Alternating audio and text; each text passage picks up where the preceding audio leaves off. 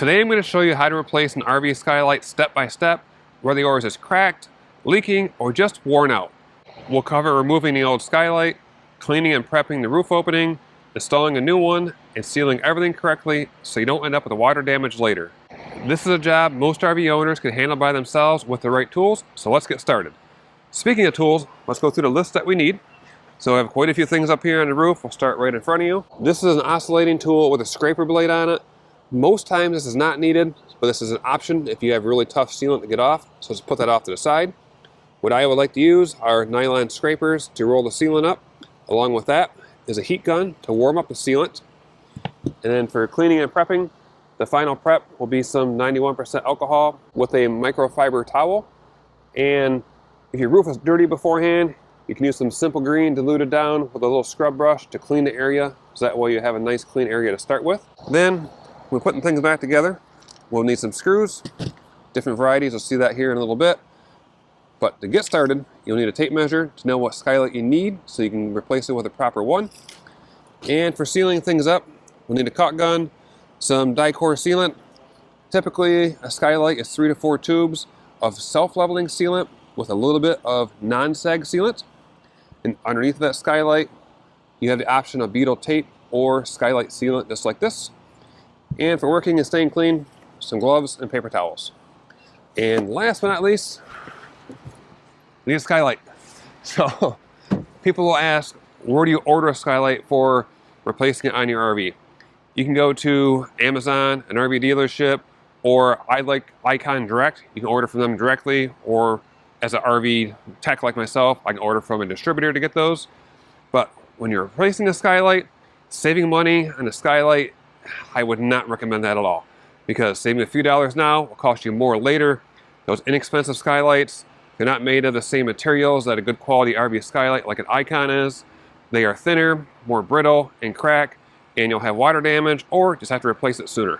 So putting a better one on now saves you a lot of time and hassle later.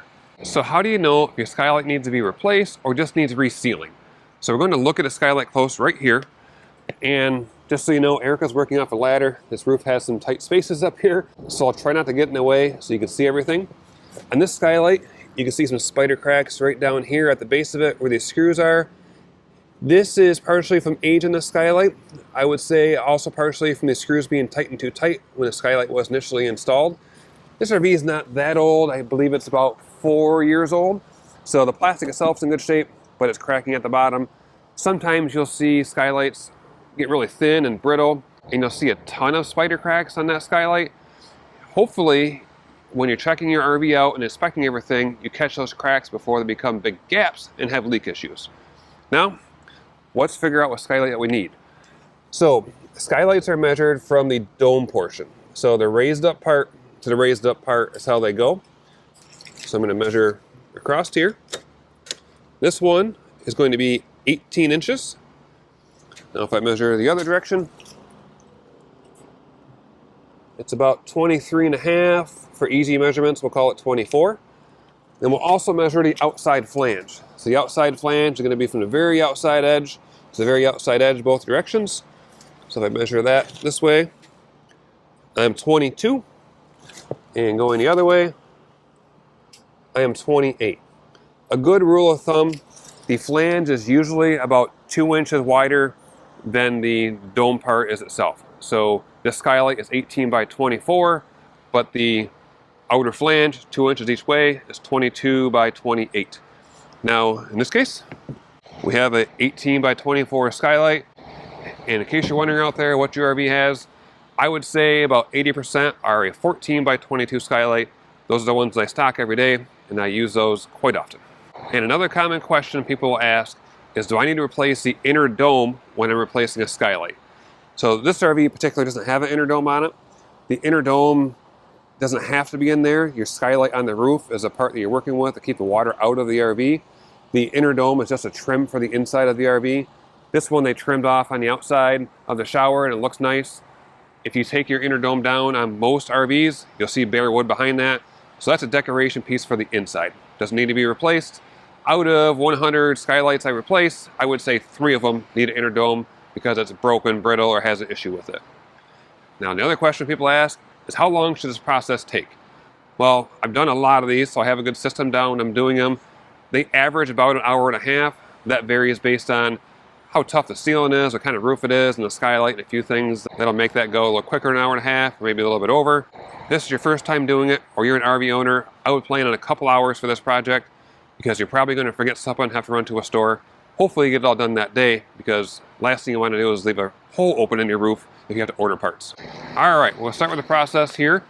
Now, first thing I'm going to do is use that simple green and scrub brush to clean around the outside. That way I'm not working with a dirty area, and then we'll finish cleaning that later once the sealant is off. So, here we go.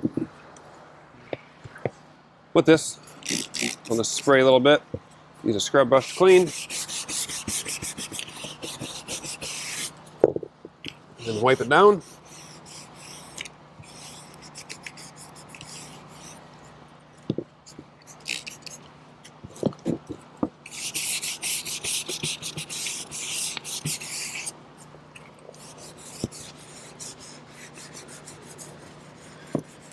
As you notice, I'm just cleaning the outside edge where I need to put new sealant down.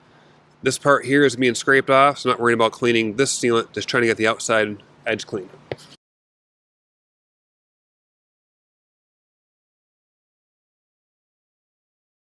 Okay, outside is now clean. I'll work on peeling off the sealant. So I'll take my heat gun, and this one has a high and low. I use it in high, so it goes a little faster. Flex volt batteries last longer in a cordless heat gun, of course. So, just to warm up different sections. So back and forth. This is the most time-consuming part, but also the most important. So that way you are heating up the sealant evenly. When the sealant is nice and warm and pliable, it'll peel right off.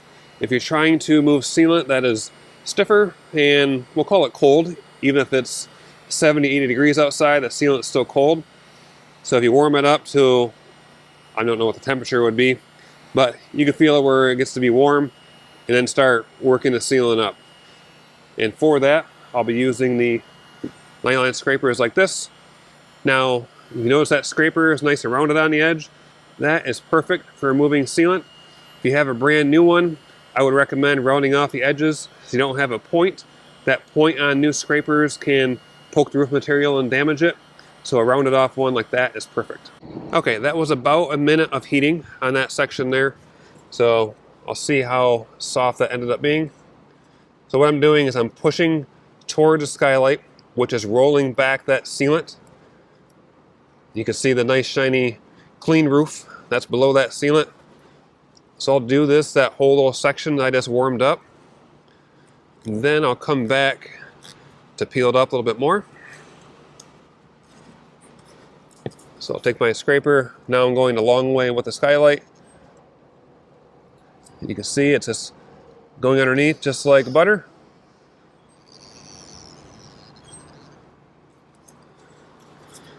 So that's the edge of the skylight right there. As I mentioned earlier, this stuff here is all being thrown in the garbage. So we don't care about peeling this off, but we have to get to the screws. So we will roll up the sealant over the screw.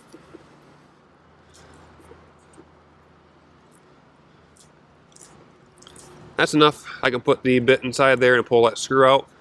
So I'll do the same process all the way around.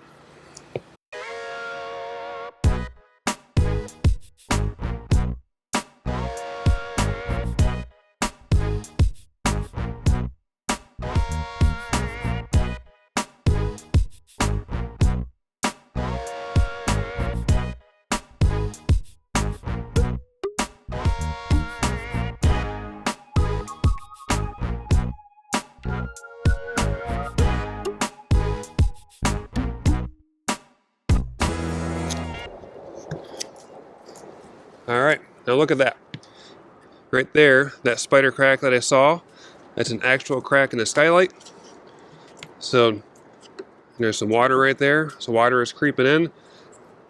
By paying attention to those little cracks, you can catch these issues before they're major problems, because I'm sure water is creeping in around that screw. There's probably a little bit of some moisture issues inside there. The screw is most likely rusty when I pull it out, so I'll make sure their wood's not rotted out before putting the skylight down, so there isn't going to be some issues. So I mentioned earlier in the video about the oscillating tool. So this is a scraper blade on there. It's kind of like a razor blade, and you can scrape things. Now, I really don't use this too often because if I was to use this on a roof material like here, this blade will cut into the roof and you'll have a roof hole you'd have to patch. I do have a video on that in the RV sealant playlist you can check out in case you did poke a hole in your roof. And this roof material itself is PVC. The common ones are TPO or EPDM, which are even softer yet. Where this comes in handy is if you had fiberglass or aluminum roofs to scrape sealant here. But if I was to use this, I would keep it on top of the skylight right here and scrape this off to make the layer thinner, and then I would go back to the heat on the roof portion. You see that gap right here? That is 1/4 inch off of the actual roof, so I'm not going to damage the roof by scraping sealant here to get down a little closer to the roof material. Now all of the sealant has been peeled back off the screw heads and off the sides. Next, I'll go through and pull the screws out. Most RV screws are going to be a number 2 square bit. Sometimes these would be a 1/4 inch bit or sometimes Phillips. So based on what you have, just use that appropriate bit. And you saw that screw was spinning a little bit. Let me pull this out of the way here to show you better. So this screw was spinning. Now if I take this nylon scraper, push it against it, the screw will walk right out. As you can see, that screw is rusty. As I mentioned earlier, some of these screws are going to be because water is creeping in along those screws. I'll do this the whole way around.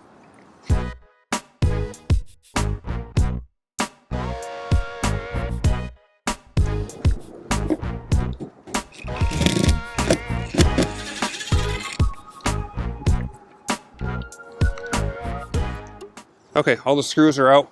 You can see about 1/3 of those are rusty. Now, over these screws, you can tell somebody has resealed these. So most likely at the factory, they had very, very thin sealant on top of those screws. Water creeped in a while ago. They were resealed since then, but those screws have been rusty in there for a while.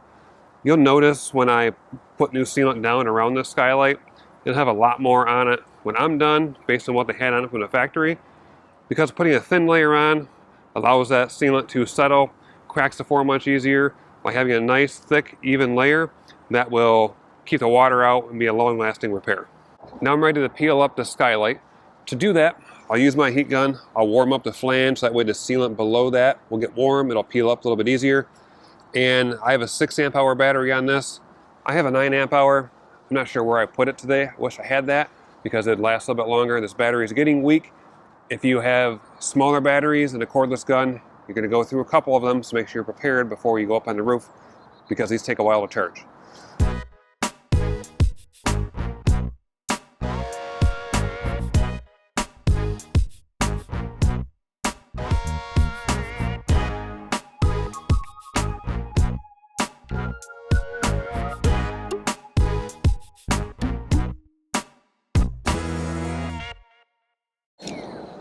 Okay, that was 4 times around. Took a little bit over 3 minutes to do that.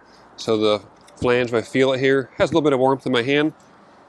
Now this is where a couple scrapers come in place. The wider one's about 1.5 inches. What I'll do is start at a corner and work this underneath.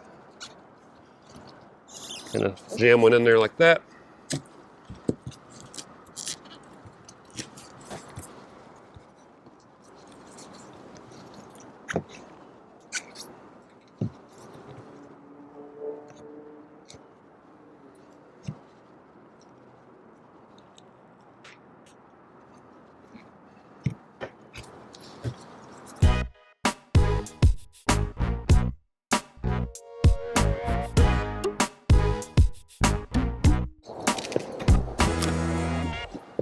Okay, now it's loose, it's starting to peel.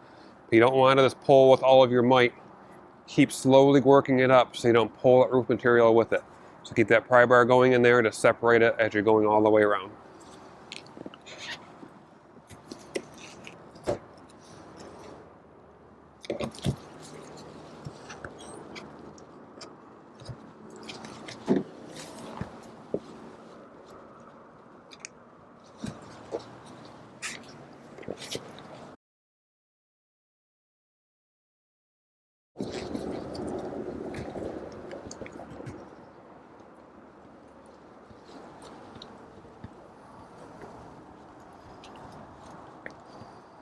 There we go. That's the bottom of the skylight.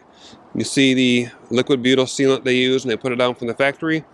By warming that up, this peeled off with the skylight, quite often you'll have a layer left down here that will have to be heated up and peeled off.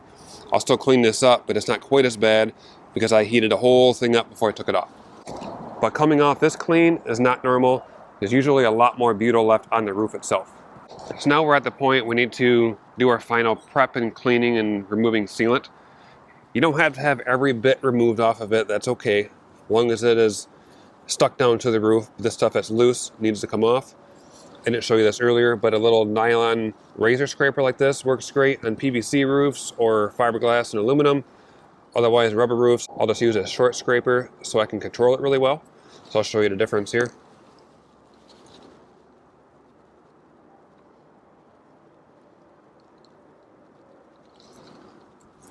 So most of it came off with that one. If I use this one in that same area, not much more comes off. This is just easier because you can get it flat and scrape, kind of like that.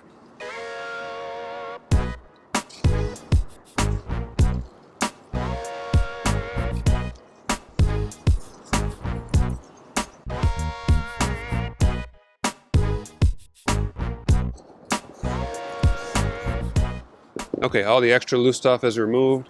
Now I will come in with my alcohol and towel to clean up that area. I'll be cleaning the area below the flange and next to it because sealant's going to come out past the flange, so I'll make sure the whole area here is clean.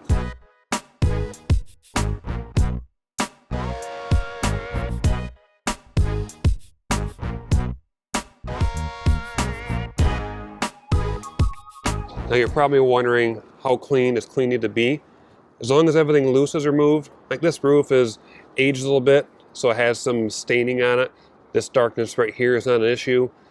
It's not like over here where there's a loose dirt and debris on it. It needs to be a nice clean surface, more importantly below the skylight. But next to here, you won't have it nice and bright and white because this has been exposed to the sun over time.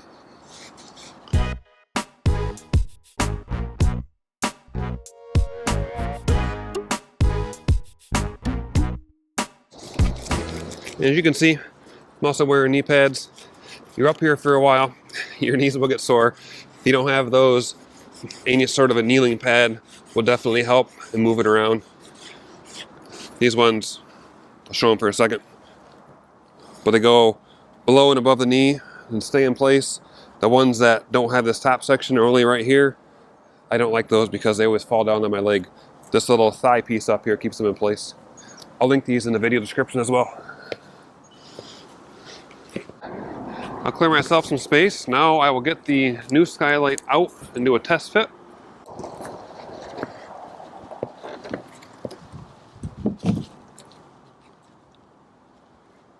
Okay, what I'm doing here is I am eyeballing it up from where the old flange went to before.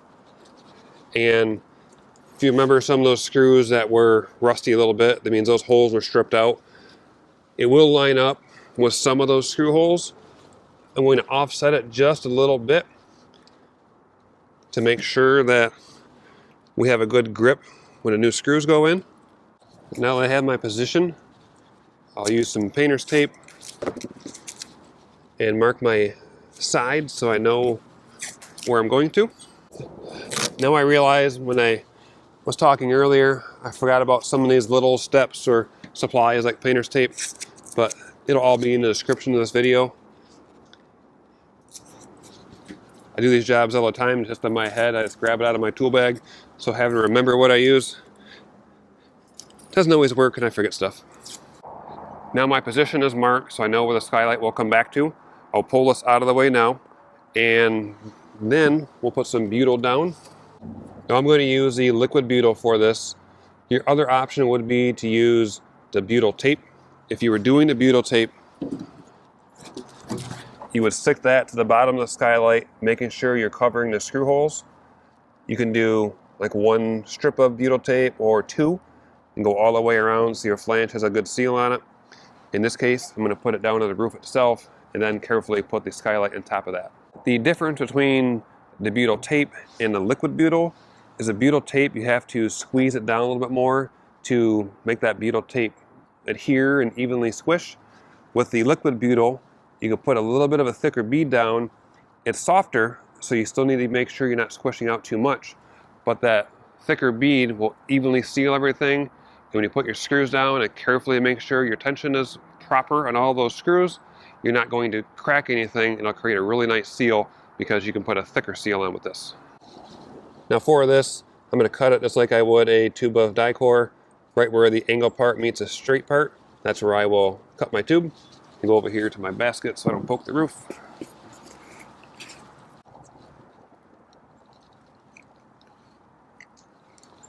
Something like that. Now I'm going to use my power caulk gun for this. I will show you using a manual caulk gun in a little bit. You can do this with either one.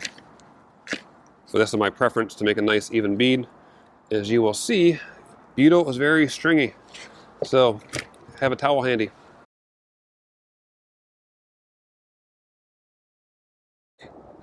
Now I know people are going to say, you didn't show me how the power caulk gun works.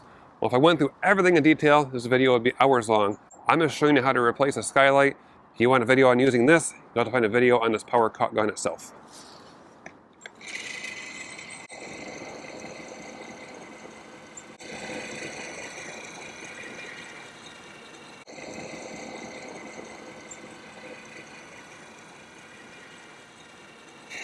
I will say, if you don't know how to use a power caulk gun, this would not be the place to experiment.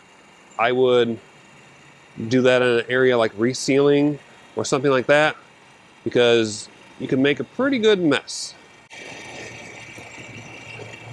Now you'll see I'm leaving a nice thick layer. It's about 1/4 of an inch or better. I'm doing a double layer. One's on one side of the screw and one layer is on the other side of the screw, or I should call it a row, not a layer. A typical skylight, you should be good with 1 tube of Butyl.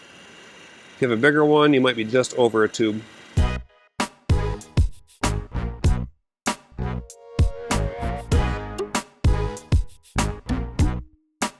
Now you can see why I like the power caulk gun, because it comes out nice and even. I have a really clean and even bead compared to a caulk gun. You have to keep on squeezing it. So it does a cleaner job and easier on the hands.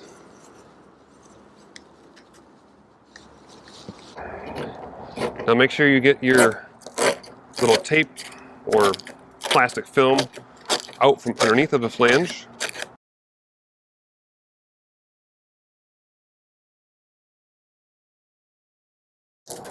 Now I knew I needed to do this. I should have did this before. But the good news is I don't have acorns and leaves falling on me and going into the Butyl. Okay, plastic film is all peeled back. I'll leave it on the top for now so I don't make a mess on it with some sticky sealant hands. Now the tricky part is put it down on the first try. I'm going to stand right over top to do that.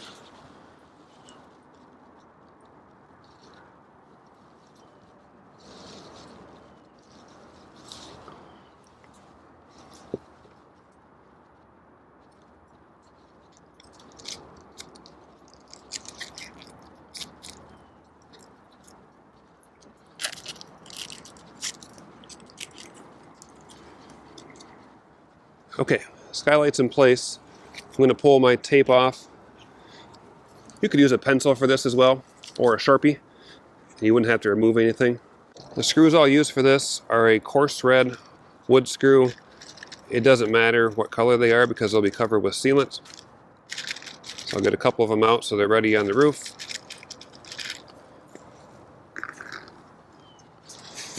You're just putting one in each hole. So however many holes your skylight has, that's how many screws that you will need.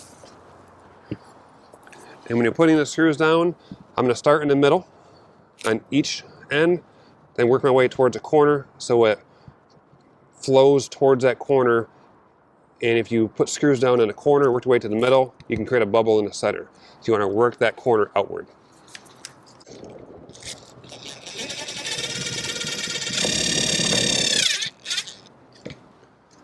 Now as I'm putting these screws in, I'm putting them in until they just touch the skylight itself. I'll use a screwdriver to come in after all the screws are in and torque them down properly.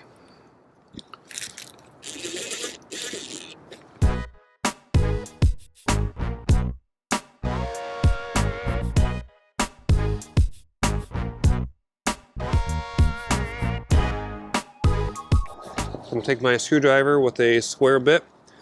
I'll start where I started. Now I'm watching as I'm torquing down.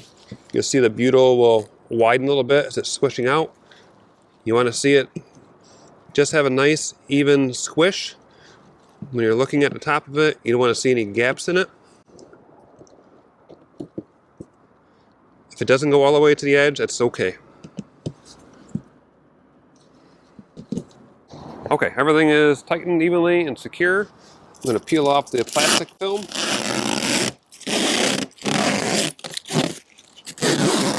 Next up is putting the Dicor sealant on it.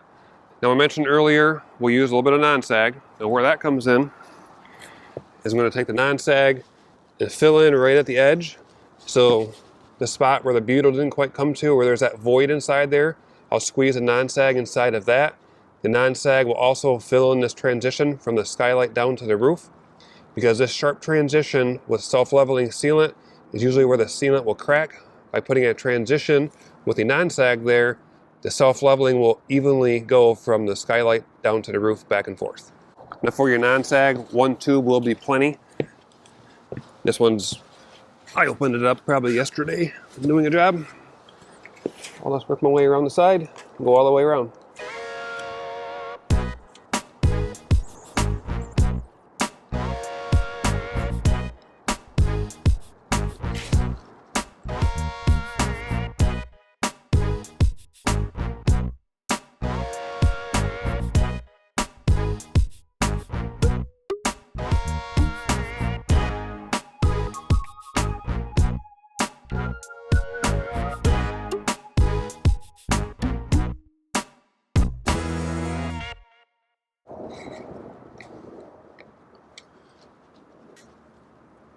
You see we're making a nice even bead all the way around. Anything extra, I'll just clean it up with my glove here in a second. Now yes, I know this video is not showing how to use a caulk gun. That will be another video for something like that. But just keep in mind, the caulk gun that you have will definitely make a difference on the job that you will finish up with. A nice caulk gun like this that does a 12-to-1 ratio or even a 24-to-1 ratio is perfect. What that means is when you squeeze the trigger, you'll have one nice long squeeze for a nice even bead. The dollar store caulk guns that, one, hurt your hand, and two, you gotta squeeze, squeeze, squeeze, those make a really rough looking job because you gotta squeeze way too much. And yes, I go through a lot of gloves doing this. I buy these by the pallet just about. Some people say, you don't need gloves doing this work. Well, my hands would just be a mess. If you'd be a mess, I'd be a mess. Customers like a clean job without sealant on their door handles, so I don't mind using some gloves to do a nice clean job. Now I'm going to prep a couple tubes of Dicor. Like I said, of the self-leveling, I know I'll use at least 3, probably 4, especially on a little bigger skylight than the average one. I'm going to cut those just like that butyl, right where the transition goes from the angle to the straight. Put my knife at about a 45-degree angle, cut the tip off.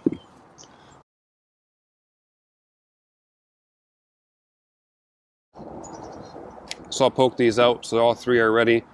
I'll start this with using the manual caulk gun so I can show you the process.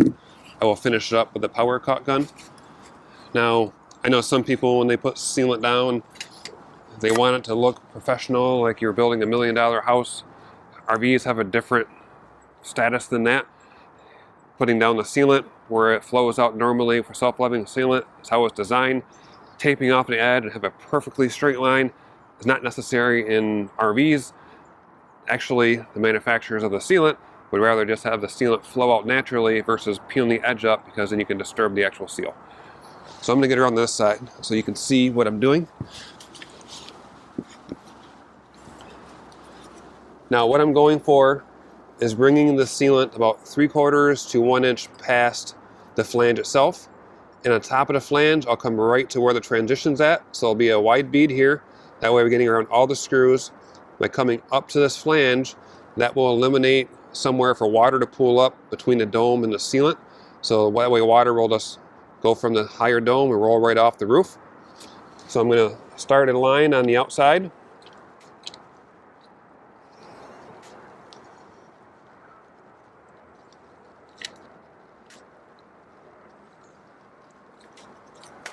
Also note, I'm close to the edge here, so I Got to make sure I don't have too much or it'll run down the side of the roof. If it gets to the edge of this white part, I'm okay with that. If it went too far, that'd be a mess. If it was a little bit closer, I would use non-sag on its outside edge because self-leveling can run down. Or if this was the summertime, it was near 100 degrees out, self-leveling will be more runny, I would use non-sag in that case as well. Today we're about 60 degrees. Now I'll run a bead right at the bottom of that dome.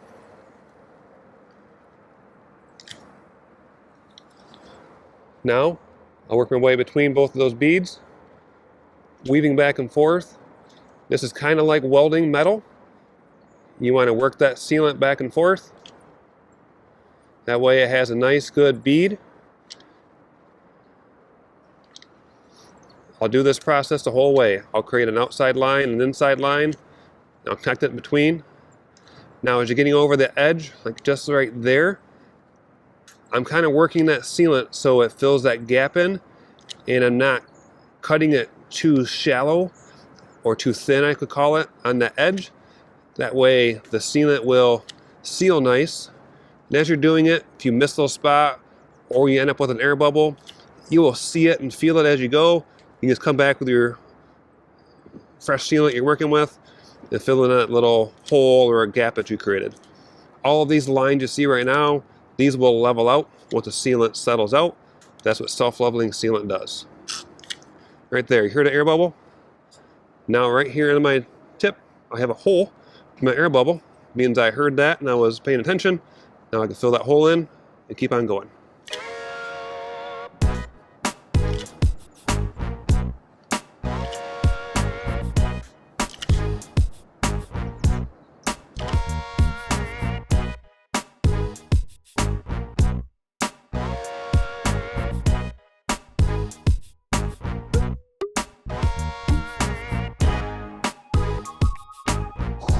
So that strip there was one tube of sealant. I'm going to switch over to the power cut gun and go all the way around. Yep, now in the middle, I went a little bit too far with my self-leveling sealant. I should have stopped about there. I'm just going to feather this out with my finger so it doesn't start going down into this tan part.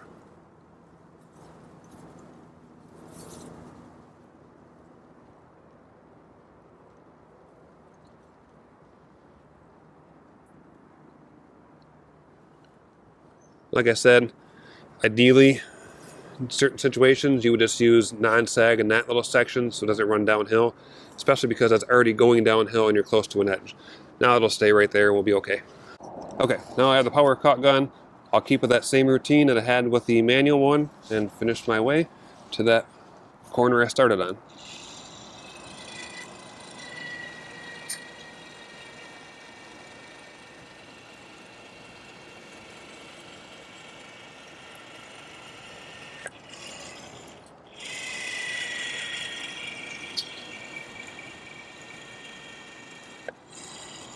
Get going, so as you can see, this is a lot faster.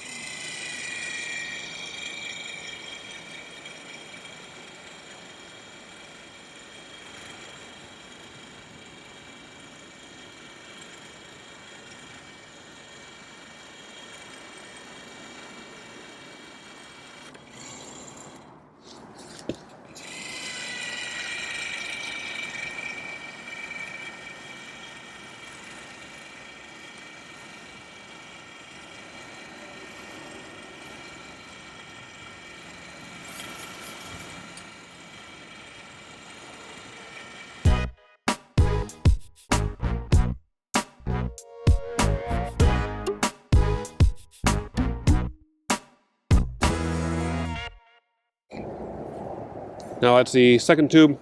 I'll fill in the center. As you can see, the power cut gun is much faster. Actually, I think I told you 3 to 4 tubes. I was thinking about the 14 by 22 Skylight, with this one being an 18 by 24. Yeah, I'll be a little bit over 4 tubes of self-leveling sealant, plus the non-sag that went around. That was about a quarter tube or so. Now I know as you're watching this, because I get these comments, people say I'm using way too much sealant, and everyone can do things their own way, and that's okay.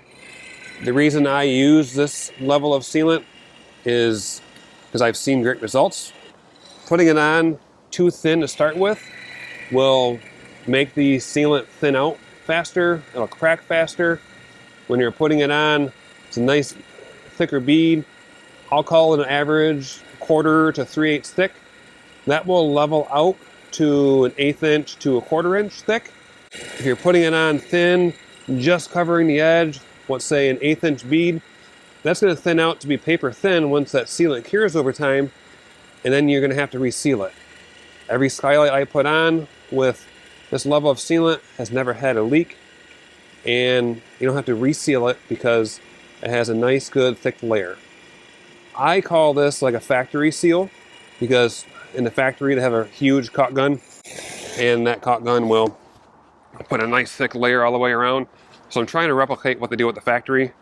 I see too many times when people put sealant down, like scrape it off and put it down, and they're trying to get by doing a whole roof with 3 tubes of sealant, and then that sealant doesn't seal because there's not enough on.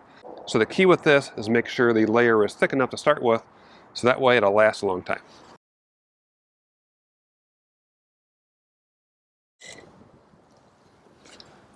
Okay, that's all the way around. Now I'll go through and inspect things, make sure I don't have any bubbles that popped up or any holes. Peel off any leaves that decided to flop down.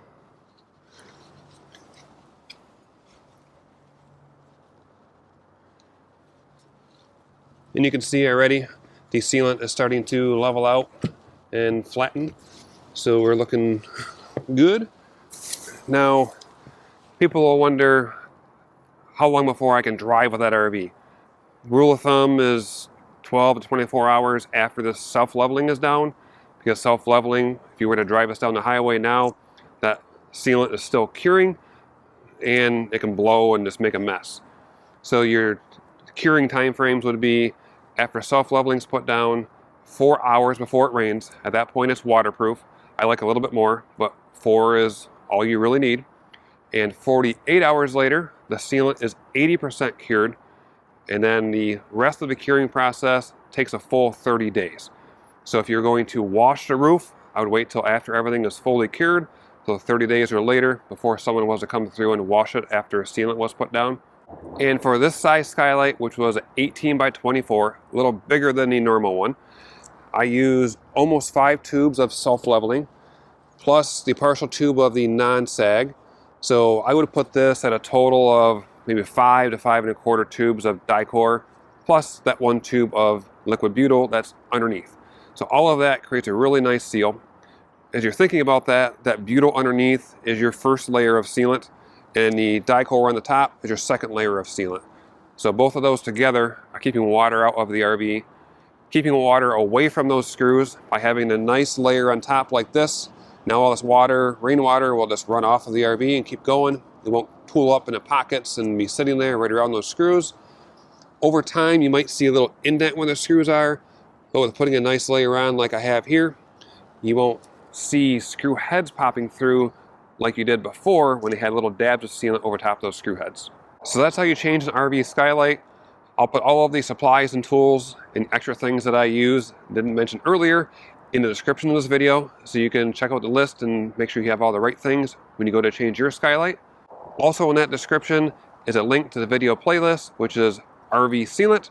You can check that out for all the other videos about RV sealant, inspections and cleaning and resealing and all the other stuff you need to know. Now if you watch this video and you said this is too much for me, you can take your RV into a dealership. They can do skylight replacements there. You can also call a mobile tech out to your location. If you need to find one near you, I'll link the RV Help Locator in the video description below.